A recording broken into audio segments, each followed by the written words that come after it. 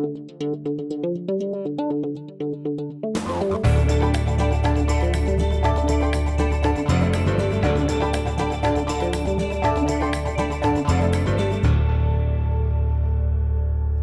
provided by Walters Papillon Thomas Cullins, LLC, specializing in business litigation and personal injury cases for over 40 years.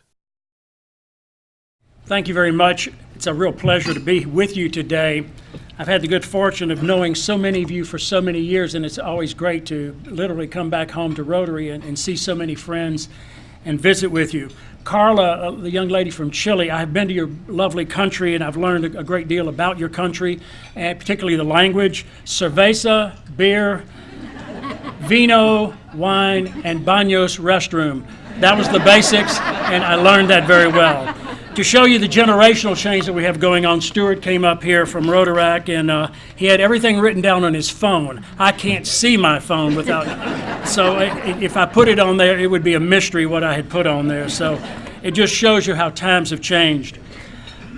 When I came up with this catchphrase for this talk today, transforming a community one student at a time, the word community kind of puzzled me for a minute, and I said, I'm going to go to Webster's dictionary, and being the little bean counter that I am, I went and dug out the definition of community. And it says, the people living in the same district, city, etc., under the same laws. The district, city, etc., where they live. A group of people living together and having interest, work, etc., in common. Society, the public. So that's what community is. And I can truly say that from my interaction with what's going on at Cristo Rey, there is a transformation taking place in the community, and it's because of these students and what they're doing. Coming back to Rotary is also a big thrill because of really your motto, service above self, and your four-way test, which you reiterated right at the beginning of this meeting. You said, is it the truth? Is it fair? Will it promote goodwill and friendship? And is it beneficial? Well, I can assure you that's Cristo Rey. Now, being a technologically challenged individual, so if I start pushing buttons and this thing freaks out, I'm doing the best I can. I'm going to talk about these various things and as quickly as I can to hopefully leave some questions and have a video right in the middle of this presentation. Why we serve, how we serve, who we serve, and how are we going to continue to be able to serve these young students. Why we serve, that's it right there, the students. These young people are truly amazing young people. They come from financially disabled or inhibited families, and without this school, they would be sentenced literally to a school that is failing, and they would not have the chances and the opportunities to build themselves into a new person going forward. When you look at the Cristo Rey mission, it's a mission that was started a little over 20 years ago by a priest in Chicago. And he had this vision about how can we create a learning community that educates young people of limited economic means, assist them to become men and women of faith, purpose, and service, follow a rigorous college preparatory curriculum, and utilize a relevant work-study experience, and I'll get into that in a lot more detail, and prepares graduates to succeed not only in college, but in life. When I mention the word network, it sounds like it's a TV network. It's not like EWTN or something like that. It's a network of schools. This first school opened in Chicago a little over 20 years ago, and today there are now 35 schools in the United States, and the one in Baton Rouge is the only one in Louisiana, and it opened in 2016. And 3 new ones opened this year in Oklahoma City, Fort Worth, and Oakland. So they are just now started in August or September of this year. It is designed to provide affordable Catholic education for low-income students. It's to create an environment of faith where Judeo-Christian values are taught and followed, where a corporate work-study program is initiated, and there's college preparatory academics. So that's kind of the basics of what the model is all about. What a graduate is supposed to look like when they come out of this program, and what they will come out in 2020 in Baton Rouge, they're going to be academically, spiritually, and emotionally prepared to face challenging college courses with confidence and determination. They're developing the skills to be self-sufficient and responsible and to treat others with respect. And they're developing well-formed consciences. They're acting with integrity, and they will graduate prepared to make a positive contribution and service to their communities, to their families, and to the people with whom they interact. How do we serve? We serve these students by trying to provide for them an opportunity to go to the school. It does cost. Education costs, and there are costs to operate a school. I've been in business all of my life, and I've financed all kinds of things in business, but I never understood how certain schools operated. My wife and I weren't blessed with children, so I don't know anything about educating children. I always was happy that someone was educating their children, and it wasn't my responsibility, but truly I understood a great sacrifice that parents had to make to do that. But these kids can't rely upon their parents unless they're going to have a very good public school to go to. Well, the way this works, this is the financial model. The corporate work study program is where 4 students make up a job.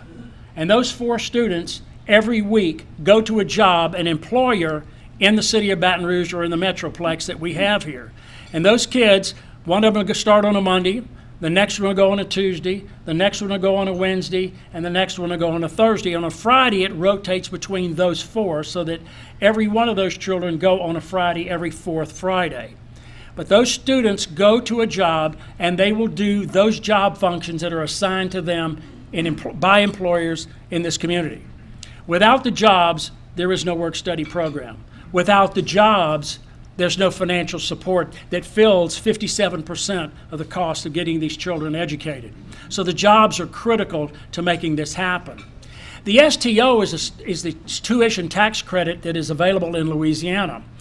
Any of us or any of our businesses can buy these state income tax credits, and you get, for each $100 that you buy in tax credit, you get a $95 tax credit and a $5 itemized deduction for charitable donations.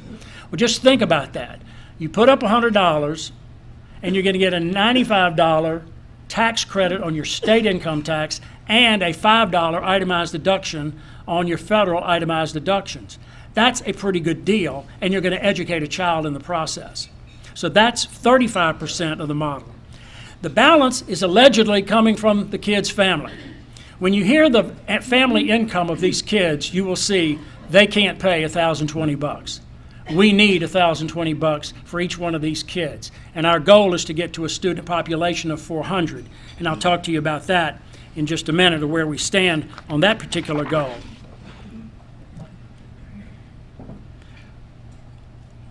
Let me go backwards one, go back to that. Let me give you some stats. In the 32 schools, now I mentioned that the network has 35 schools, but 3 of them came on board just this last month. So in the 32 schools where they have statistics, in 2017, the average family income of all of the families of the 32 schools, the average family household income was $37,000. Last year, in Baton Rouge, our family household income was $22,000, $15,000 less than that. However, because we've broadened our student base, our enrollment grew, we're up to a whopping $29,700. So we're still over $7,000 less than the national Cristo Rey network average for family incomes. There are over 11,000 students nationwide going to Cristo Rey schools. There have been over 13,000 kids that have graduated. Take a guess how many of these graduates on a percentage basis have been accepted into college. Of these 13,366, 10%, 20%, 80%, 40%? How about all of them? Every one of them accepted into college. However, only 90% enrolled in college.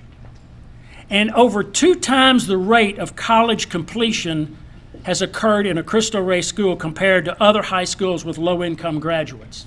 So over 2 times, they're finishing at that higher a rate. All students are economically disadvantaged, and come from communities such. This school is transforming lives. It is making a difference for these kids. For me, it's a metanoia for each one of these children. The Greek word means it's a change of heart. They're seeing a different way to live their life, a different focus in their life, a different goal in their life. The college preparatory academics are pivotal so that a kid can be prepared to go to college. The professional work experience is provided by the employers here in Baton Rouge, and we have a bunch of them that are doing that. We have employers that have signed on, and this year we have right at 50, if I recall, that are working with us, and therefore each one of those 50 have 4 kids working with them in the corporate work study program. And it is so important because what do they get? They walk into a work environment and they get, first of all, inspirational role models from people like you. They get supportive mentors. They learn and develop social skills that have truly never been developed. When I first met some of the children, they would look down at the ground and say, hello. After they've been on the job for about a month, they're looking you in the eye and shaking your hands and saying, my name is. They are witnessing commerce and service in action. This is what businesses do. They buy and sell stuff. They buy and provide services to people, and they're seeing people interact with one another and doing things and getting compensated for it. They're building competence, confidence, and aspiration. It is truly great preparation for this knowledge-based economy. One day they'll prepare a speech and put it on their phone, or probably have it in their head or some other way. But there are real stories, and they're making a difference out there. One of our employers wrote a beautiful email, and I won't necessarily single them out, but I might. And they told us in their email that this student had come to their office, and this was a 14-year-old male student, and it was the first time this child had ever ridden an elevator. Truly amazing. We had another child mention that, I've got a job. I'm the first one in my family to have a job. Unbelievable. But that's in Baton Rouge, Louisiana. We're not talking about somewhere else. We're talking about Baton Rouge, Louisiana. So the corporate work study program is critical. It's for students. We have 50 partners, and as our enrollment grows, which we want it to grow, we want it to double what it is today, we're going to need more job partners going forward. So it is making a huge difference.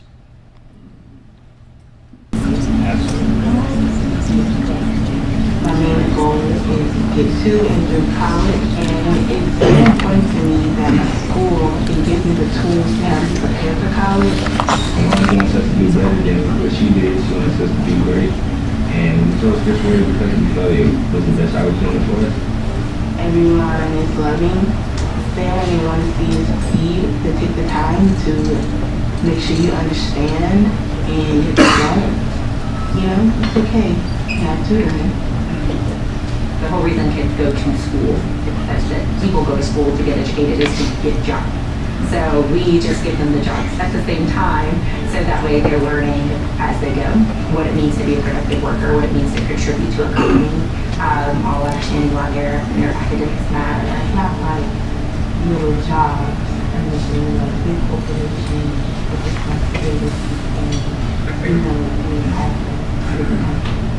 The best part of being in a work environment is just being around the people and also learning the things that they teach you. I like being treated like an adult and not like a child. The strengths our students are walking away with from being a part of the corporate work study program is most importantly confidence in themselves, feeling empowered, being able to go into a big law office downtown or the mayor's office. We have students working in hospitals, and to be 14, 15 years old and to be a part of the team. These children are our future, and the earlier we can expose them to a quality work experience, it gives them work ethic, and it also provides them an opportunity to understand what they want to do in the future. The typical day of Lamar is exciting to me because it's a lot of things that I know a lot of people don't know. To hear that in some ways I'm better than some trainees coming up and I'm just 16 is crazy. We want to make sure that the community where we exist and who we serve is built up because of our presence. When I graduate in 2020, I hope to graduate valedictorian and go to the university of my dreams.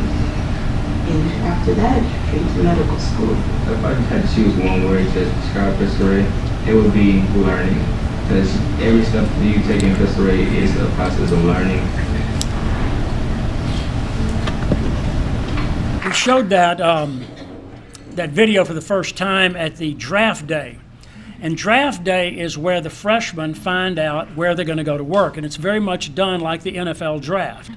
So even though they're pre-assigned and we know where the child is going, the child truly doesn't know. So they come out of the bleachers at LSU, because we held it at the field house this year, and they're going to employer A, and they come down, get a picture, and the employer gives them a kind of a gift basket or whatever is indicative of their business, and the kid walks off, and he's so excited that I'm going to be a part of whatever the name of that outfit is, and it was the most incredible thing to watch happen.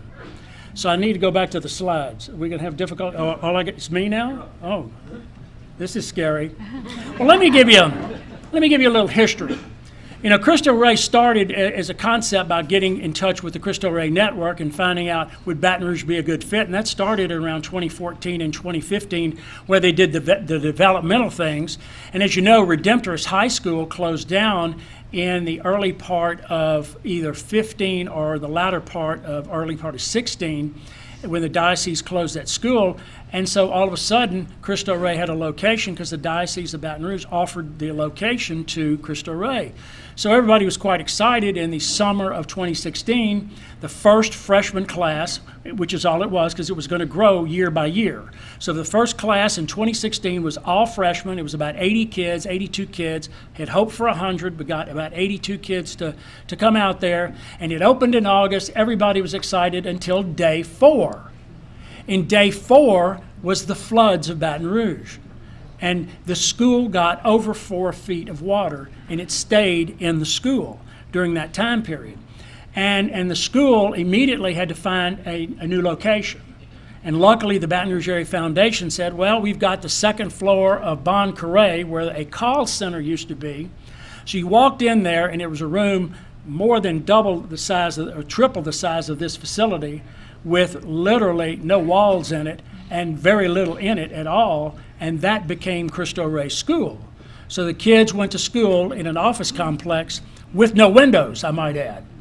No windows and no playground. There's nothing, you can't go outside. It was a parking lot. You could get run over out there.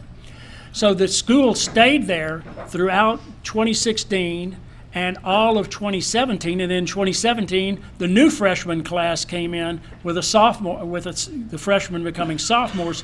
So now you got 2 classes, and we're over 120 kids at this point. We're still in an office complex. Well, through the government, through FEMA, we were able to get modular temporary buildings, which is what they did for schools in Ascension Parish and Livingston Parish, where many of those schools flooded as well. They got temporary facilities. Well, Cristo Rey was eligible like anyone else and got the temporary buildings, but they weren't ready until February of this year. And right after Mardi Gras, we literally had a Mardi Gras parade from Bon Carré. It was quite short, no beads and doubloons, but got them from Bon Carré to the new facility, which was the modular buildings. And the modular buildings opened and school opened. And the first thing out of these kids' mouth was, there are windows and we can go outside. It was really quite exciting. So if you would think about being in a fight where you got punched quite a few times, this school has been punched quite a few times and yet is still standing, because we just started our 3rd year in 2018, and we now have a freshman, a sophomore, and a junior class. That's what part of the school looked like with the flooding. And by the way, the water didn't recede for days and weeks. Who do we serve? The students. We have at school 84 freshmen, 57 sophomores, and 46 juniors. And as you can see, that first freshman class of 80 dwindled a great deal. Some didn't make it. Some were affected by the flood, had to move. Their parents moved out of the city or out of the parish, and possibly even out of state. So we have grown much more slowly. It is over 89% black, 8% Hispanic, and 2.7% white and multiracial, and 85% non-Catholic. Even though it's a Catholic school, it teaches Judeo-Christian values, and it is trying to teach values and principles and a way to act, the way to interact with one another. People ask me all the time, I was in the grocery business for a few years. They always said, we need a grocery store in North Baton Rouge. And I said, until we can change the culture in North Baton Rouge, I can't get an operator to go up there and invest the kind of money to do that. I've been asked 10 years ago, 5 years ago, and as soon as about 4 months ago. And I said, until we can change culturally what goes on in North Baton Rouge, you're not going to get that type of an investment from that type of an operator to go into that area. This school is making that change. This school, we're seeing people interested in building homes in North Baton Rouge. Single-family dwellings are being built there because this school is located there in temporary modular buildings. Which, by the way, these temporary buildings, they'll be there a while. We found out from the manufacturer they can last 15 plus years. So we're quite excited about that, and they're quite good compared to what they were in. Our goal, as I'd mentioned to you, is to grow the enrollment of the school, and we are working on that to get to 400 students. So this year we're at 187. Next year we hope to bring in a true freshman class of 100, and the year after that another freshman class of 100, and fill the pipeline till we get to that 400 student goal. And we believe that we will get there in 3 more school years, counting the year that we're in right now. But what that means also, that we've got to continue to achieve academic growth at this school, but we also are going to need more employer partnerships with many of the Baton Rouge businesses here. We're currently located at 4000 St. Gerard Avenue and zip code 70805. Where the buildings were at Redemptorist, they are now Cristo Rey modular buildings. And they're there, and the students are at school today, and some of those students are at workplaces today. It's quite exciting. As I close and finish, and you see these students, and these are the type of students that we're working with, and they're so excited to be at the school, I'd like to close with a poem that is from one of my favorite writers, Khalil Gibran. And if you know anything about Khalil Gibran, number one, he's Lebanese, and number two, I am too. And that's why I'm very biased toward his writings. But quite candidly, it really sums up what you are all about at Rotary. And the name of the poem was On Giving. And he says, and there are those who give and know, and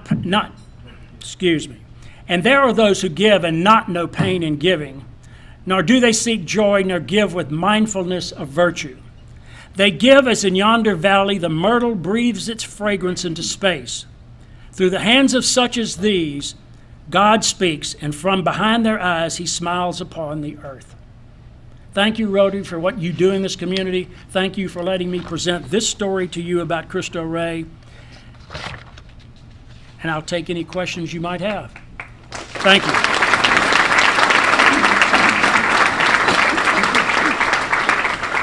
Yes? Jay, what considerations does an employer need to make if they want to participate in the program? Logistically, human resources, etc.?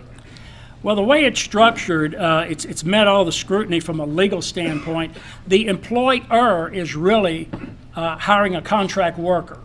They do not pay the student. They pay a fee to the corporate work study program, and we provide the child to do the work necessary because it's paying for their education.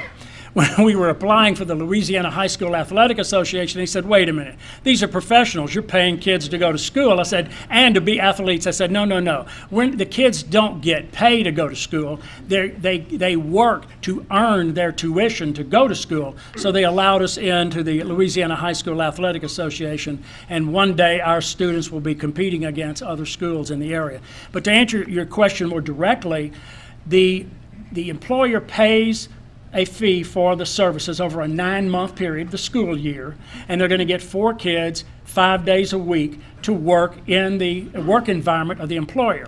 Now, obviously, because of their age, they're 14, 15, 16, and will be 17 when we have a senior class. They can't go work in a shop where it's a dangerous environment or anything like that.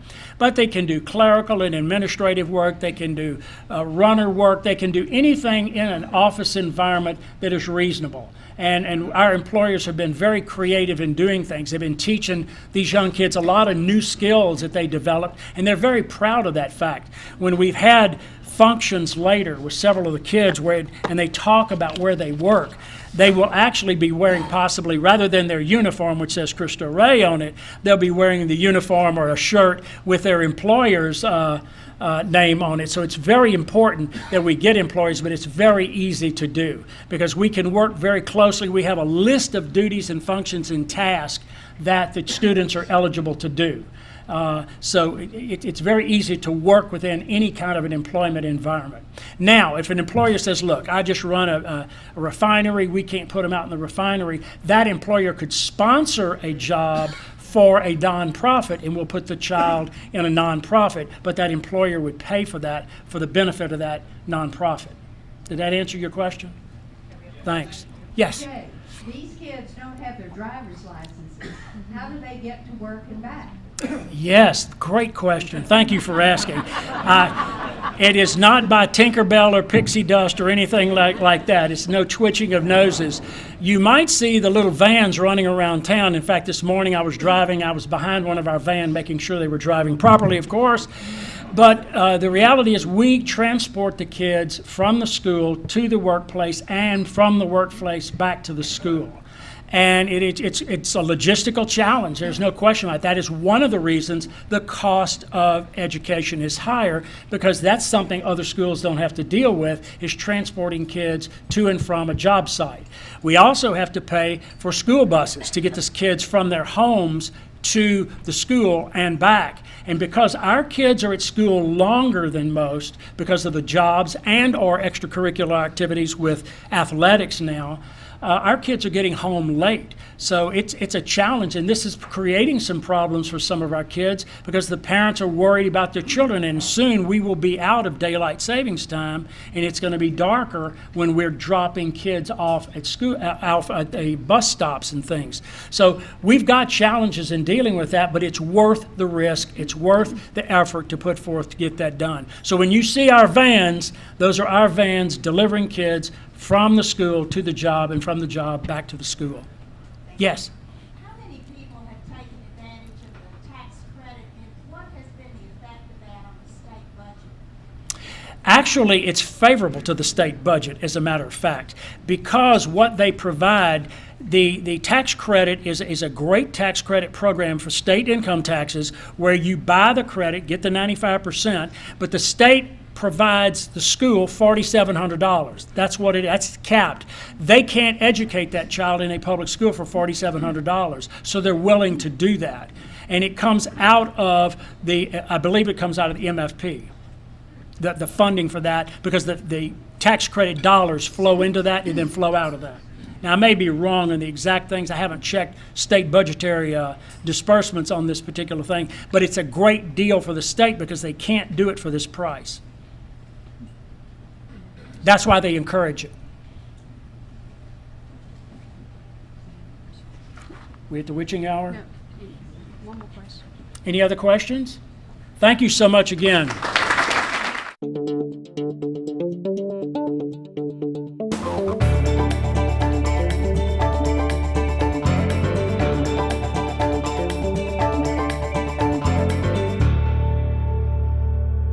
Support provided by Walters, Papillon, Thomas Cullens, LLC, specializing in business litigation and personal injury cases for over 40 years.